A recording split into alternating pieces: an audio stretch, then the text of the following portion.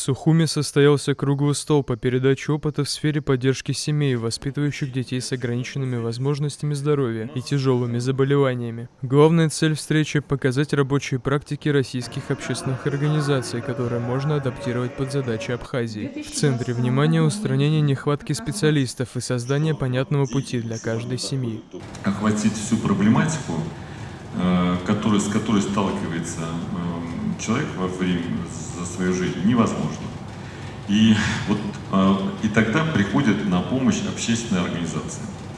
Общественная организация в основном, если она правильная, это человек, который сам прожил крайне сложный период, столкнулся с проблемой и захотел помогать тем, понимает, насколько это тяжело и страшно, и принял решение отважное, мужественное посвятить этому жизнь.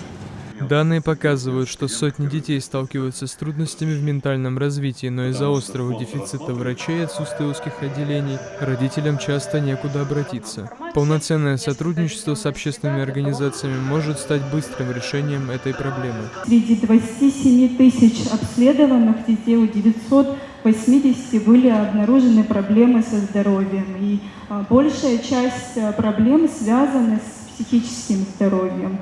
Но я хочу сказать о том, что это не уникальная ситуация для Абхазии. Есть такой рост именно среди психических расстройств у детей в ряде других стран и республик, но это не говорит о том, что мы не должны их поддерживать, не должны реализовывать программы поддержки таким детям.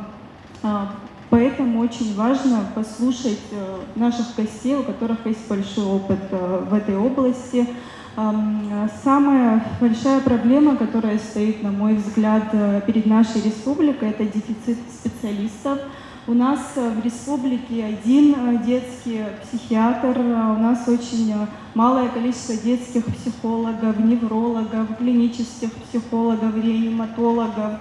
В первую очередь, конечно же, необходимо решать вопрос с дефицитом специалистов. Представители российских центров рассказали, как на практике работает система сопровождения. Когда у ребенка только подозревают диагноз, общественники берут на себя роль подсказчика, направляют к нужным специалистам, разъясняют права на получение помощи и помогают подготовить ребенка к детскому саду или школе. То есть мы семью маршрутизируем, даже если это не наши подопечные, получается, что у них еще нет диагноза, но мы уже маршрутизируем как НКО, потому что родителям зачастую сложно понять, в какую обратиться из госучреждений, но им проще найти НКО. Они нас нашли, мы маршрутизировали, но при этом мы маршрутизировали их именно в госучреждения. Еще один важный аспект представленного опыта – организация выездных служб ухода и центров реабилитации. Их главная задача – не просто предоставить необходимое медицинское оборудование или нанять сиделку, а научить родителя справляться со сложностями и вернуть ребенка к самостоятельной жизни. Наша миссия – это возвращать